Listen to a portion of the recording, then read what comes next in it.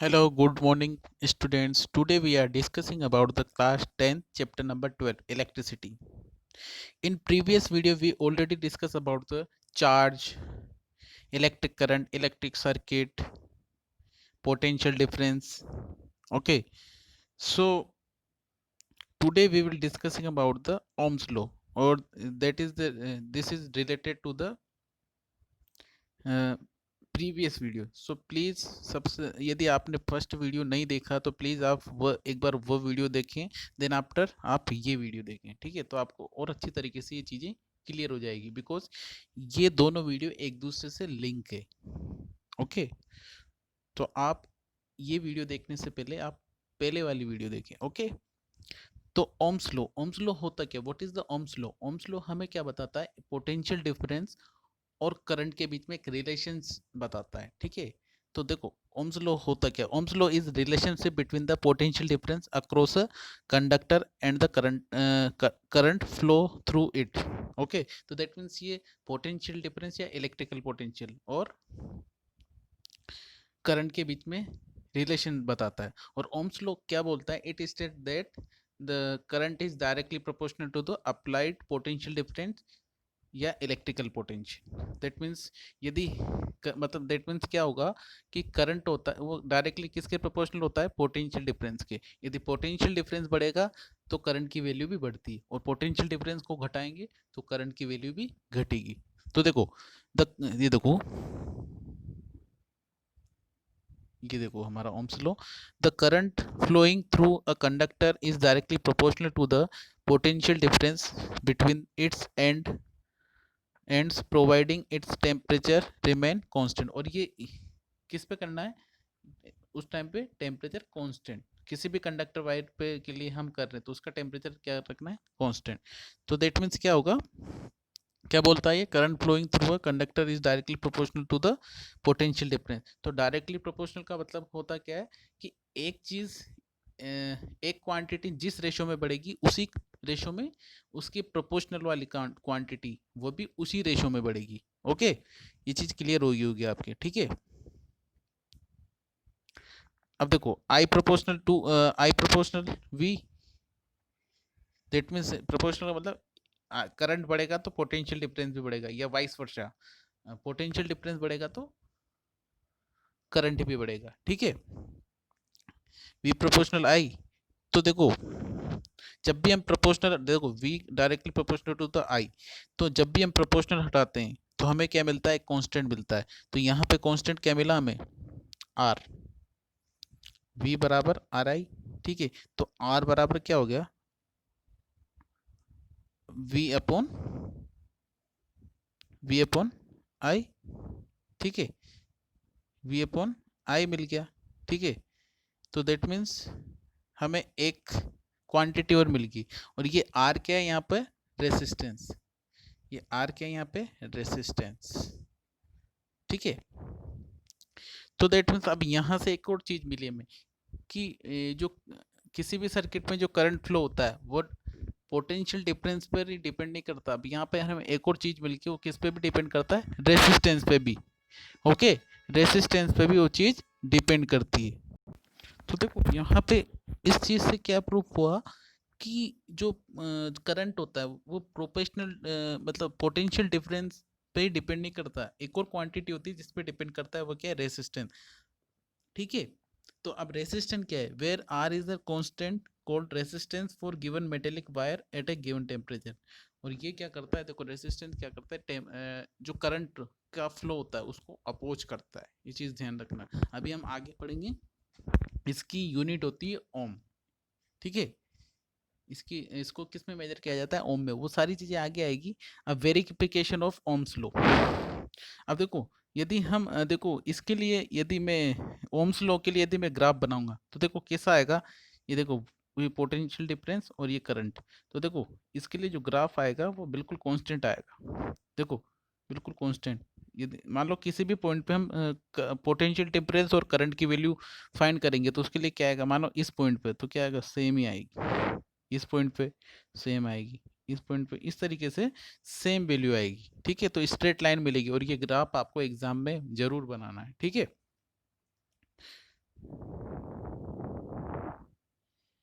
अब देखो, verification of Ohm's law, set up the circuit as shown in the circuit diagram. First use one cell and note the current I. मतलब हम क्या करेंगे, एक activity करेंगे एक तरह से, ठीक है, ओम्स लॉ को प्रूव करने के लिए। सबसे पहले हमने क्या किया, एक सर्किट लिया, जैसे कि ये सर्किट लिया, ठीक है, इसमें हमने क्या किया, एक सेल जोड़ा, ठीक है, तो उसमें उसके अकॉर्डिंग करंट फ्लो होगी। फिर हम देखो, हम एक और उसमें सेल जोड़ते हैं, मतलब वो बैटरी बन गई, ठीक है, तो करंट का फ्लो और फास्ट हो जाएगा और ज़्यादा हो जाएगा। और यदि फिर हम मतलब पोटेंशियल डिफरेंस ऐड करते जाएंगे, तो दैट मीन्स इसमें करंट फ्लो की वैल्यू भी बढ़ती जाएगी।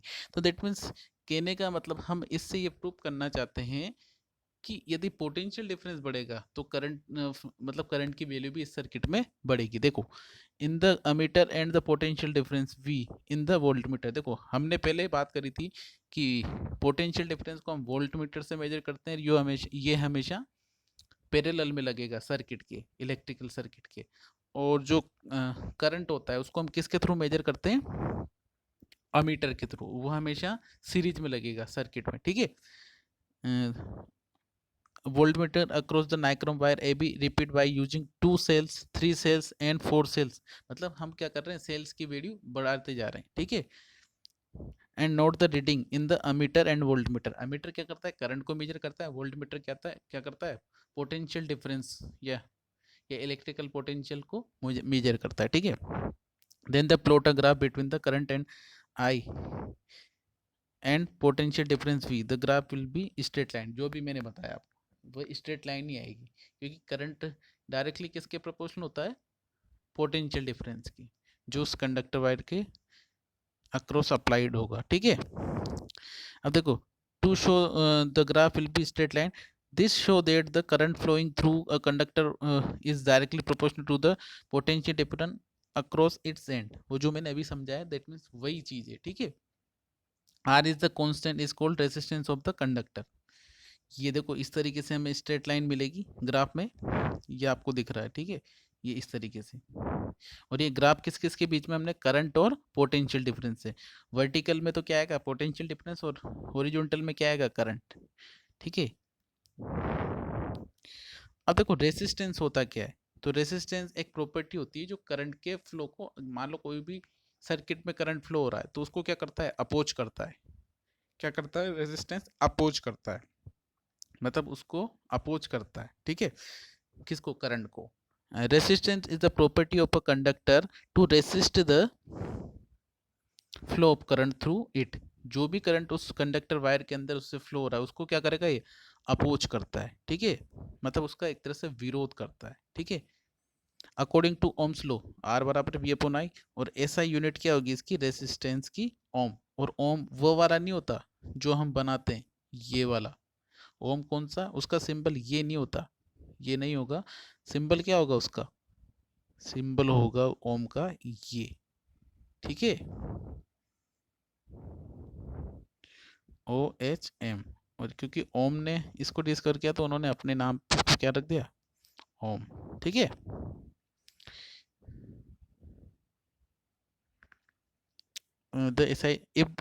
अब देखो, 1 ओम की यदि मेरे को डेफिनेशन निकालनी है, तो पोटेंशियल डिफरेंस की वैल्यू यदि मैं 1, और करंट, तो उसमें कितना करंट होगा, यूनिट करंट, तो रेजिस्टेंस की वैल्यू मेरे को कितनी मिल जाएगी, 1 ओम।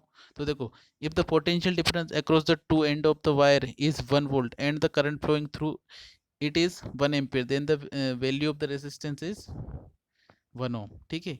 ये चीज, ये आती है वे डेफिनेशन आपके जो CBSE 10th बोर्ड में ये आती है, ठीक है। 1 ओम, 1 एम्पियर, ठीक है, 1 वोल्ट, 1 वाट, जो आगे आएगी आप, ठीक है। तो इन चीज़ों, इन डेफिनेशंस को अच्छी तरीके से आप ध्यान रख लेना, ठीक है, और लर्न कर लेना।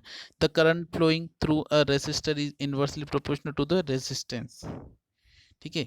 यदि रेसिस्टेंस इनवर्सली, मतलब यदि रेसिस्टेंस इनवर्स का, देखो इनवर्स का मतलब I inversely proportional to the R, that means क्या होगा, यदि रेसिस्टेंस बढ़ेगा तो किसी भी सर्किट में करंट का क्या होगा, करंट कम होगा, करंट डिक्रीज होगा। और रेसिस्टेंस यदि कम होगा तो करंट की वैल्यू बढ़ेगी। इनवर्स का मतलब जस्ट अपोजिट, एक चीज बढ़ेगी तो दूसरी चीज घटेगी इस तरीके से, ठीक है। The current flowing through a resistance inversely proportional to the resistance, so if the resistance is double then the current gets halved, ठीक है, मतलब बहुत ज़्यादा डिक्रीज हो जाएगा। अब देखो जो रेसिस्टेंस होता है वो किन किन फैक्टर पे डिपेंड करता है। तो जो रेसिस्ट किसी भी कंडक्टर वायर का जो रेसिस्टेंस होता है वो देखो किन किन चीज़ों पे डिपेंड करता है। लेटेस्ट कंसिडर ये हमारा एक कंडक्टर वायर है, ठीक है, ये हमारा कंडक्टर वायर है। अब ये इसका क्रॉस सेक्शन एरिया, ये क्या हो गया इसका क्रॉस सेक्शन एरिया, ये इसकी लेंथ, ये इसकी लेटेस्ट कंसिडर लेंथ, और ये क्रॉस सेक्शन एरिया। तो जो रेसिस्टेंस होता है किसी भी कंडक्टर वायर का वो किस के प्रोपोर्शनल होता है, डायरेक्टली लेंथ के, और इनवर्सली प्रोपोर्शनल होता है एरिया के। तो दैट मीन्स यदि लेंथ बढ़ेगी तो किसी भी कंडक्टर वायर की उसका रेसिस्टेंस भी बढ़ता है, और यदि एरिया बढ़ेगा तो उसका क्या होगा, रेसिस्टेंस घटेगा। समझना, मान लो देखो अब इसको मैं एक एग्जांपल के थ्रू समझाता हूँ आपको, समझना। देखो अब लेंथ के लेते हैं सबसे पहले। देखो मान लो आपको एक तो मान लो 10 किलोमीटर जाना है कहीं पे, one place to another place 10 kilometre, और एक 30 किलोमीटर जाना है one place to another place, ठीक है। एक तो 10 किलोमीटर जाना है, एक 30 किलोमीटर जाना है। अब देखो अब रिस्क कहाँ पे ज़्यादा ज़्यादा होगी, 30 किलोमीटर पे, क्योंकि वहाँ पे ट्रैफिक ज़्यादा मिलेगा। 10 किलोमीटर तो 10 किलोमीटर चले ख़त्म, तो risk compare to the 30 kilometre, risk कहाँ पे ज़्यादा हुई, 30 किलोमीटर में, 10 किलोमीटर के कंपेयर में। तो देखो लेंथ जितनी ज़्यादा होगी रेसिस्टेंस उतना ही ज़्यादा होगा। ये चीज़ क्लियर हुई। अब देखो एरिया के कैसे, एरिया के कैसे जैसे मान लो कोई टू टू वे रोड है, ठीक है, टू लाइन है और एक फोर लाइन है, एक फोर लाइन है, ठीक है। तो मान लो हम जब भी गाड़ी लेके जाएंगे तो कहाँ पे इजी होगा, हमें कहाँ हम जल्दी पहुँचेंगे, टू वे पे या फोर लाइन पे, क्योंकि ट्रैफिक हमें ज़्यादा कहाँ मिलेगा, टू लाइन में, ठीक है। फोर लाइन में तो क्या होगा, ट्रैफिक कम मिलेगा कंपेयर टू द, तो दैट मीन्स जो कंडक्टर वायर होगा उसमें यदि उसका एरिया ज़्यादा होगा तो करंट आसानी से पास हो जाएंगी, तो करंट ज़्यादा होगा, रेसिस्टेंस कम हो जाएगा, ठीक है। तो इस वजह से एरिया, तो factor on which the resistance of conductor depend, वो देखो रेसिस्टेंस किस किस पे डिपेंड करेगा, एक तो कंडक्टर वायर की लेंथ पे, और एरिया ऑफ क्रॉस सेक्शन, ठीक है, एरिया ऑफ क्रॉस सेक्शन, और मटेरियल ऑफ द कंडक्टर वह भी बताऊंगा कैसे डिपेंड करेगा, वह भी देखना। तो देखो यह हमारा ये कंडक्टर वायर, ये एक बार समझ लेना अपन इसका डेरिव, ये इसका क्रॉस सेक्शन, ठीक है, ये लेंथ, ये लेंथ, ये एरिया। तो देखो R is directly proportional to the length upon area. तो जब भी हम क्या, देखो ये लेंथ है, ठीक है, और जब भी हम प्रोपोर्शनल हटाते हैं तो हमें कांस्टेंट मिलता है, तो क्या हो जाएगा यहाँ R equal to rho L upon A. अब देखो लेंथ अपॉन एरिया, तो रो यहाँ पे क्या है, रो एक कांस्टेंट है, वो क्या है, रेसिस्टिविटी, इसको क्या बोलेंगे हम, रेसिस्टिविटी, जो कि किस पे डिपेंड होता है, जो कि किस पे डिपेंड होता है, ये डिपेंड होता है मटेरियल पे, जिस भी मटेरियल से कंडक्टर वायर बना हुआ है, ठीक है। तो यदि रेसिस्टिविटी कम होगी तो क्या होगा, रेसिस्टेंस भी कम होगा, और रेसिस्टिविटी ज़्यादा होगी तो रेसिस्टेंस भी ज़्यादा होगा, ठीक है। तो दैट मीन्स ये क्या करती है, ये भी करंट को अपोज करती है, मतलब करंट के फ्लो को कंट्रोल, मतलब करंट को फ्लो होने से ये करती है, अपोज करती है एक तरह से, ठीक है। ये चीज़ क्लियर होगी आपकी, ठीक है ना। चलो, तो जो अब ये जो रेसिस्टिविटी को रो से डिनोट किया जाता है, ठीक है, और इसकी यूनिट क्या हो जाएगी, देखो अब देखो हमने क्या पढ़ा, देखो resistance equal to rho L upon A. अब हमें इसकी यूनिट निकालनी, तो रो इक्वल टू क्या हो जाएगा, R into A upon L. तो क्या हो जाएगा, देखो रेसिस्टेंस की ओम इंटू एरिया की मीटर स्क्वायर अपॉन लेंथ की मीटर। तो मीटर से तो यहाँ कितना बचा, ये कट जाएगा मीटर। अब क्या बचा, क्या बचा, तो रो की यूनिट क्या आ गई हमारे पास, ओम इंटू मीटर। ये चीज़ ध्यान रखना, ये आता है एग्जाम में, ठीक है। चलो अब इसको ही देखते हैं।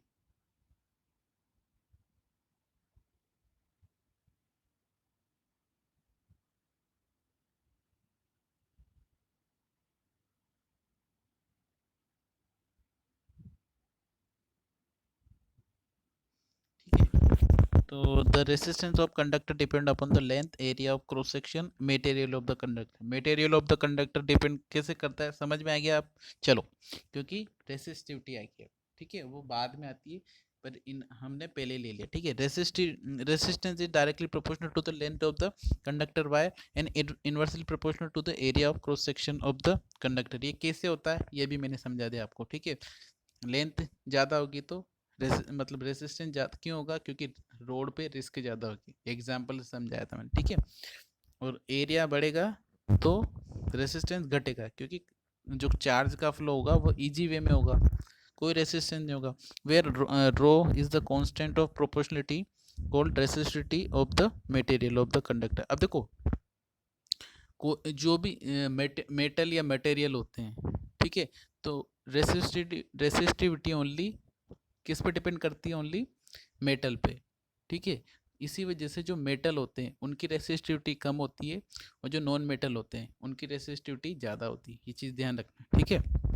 ऐसा unit of resistivity is ohm into metre. ये कहाँ से है ये भी बता दिया मैंने आपको। Conductor like metal and alloys have low resistivity 10⁻⁸ ohm into metre to 10⁻⁶। -6 से +6 नहीं है, तो देखो कितनी कम हुई, तो बहुत कम होती है। अब देखो, इंसुलेटर लाइक रबड़ glass it is have high resistance. देखो हमें पता है कि ये जो रबड़, ये प्लास्टिक, ये इंसुलेटर होते हैं, तो इनकी रेसिस्टिविटी तो बहुत ज़्यादा होती है, ठीक है, तभी तो इनके अंदर करंट फ्लो नहीं होता, ठीक है। तो ये चीज़ आपके क्लियर होगी, ठीक है। तो आज के लिए इतना ही काफ़ी है, और ठीक है, तो इस वीडियो को बहुत अच्छी तरीके से देखें, यदि एक बार में समझ में नहीं आता है तो, ठीक है। Okay, thank you.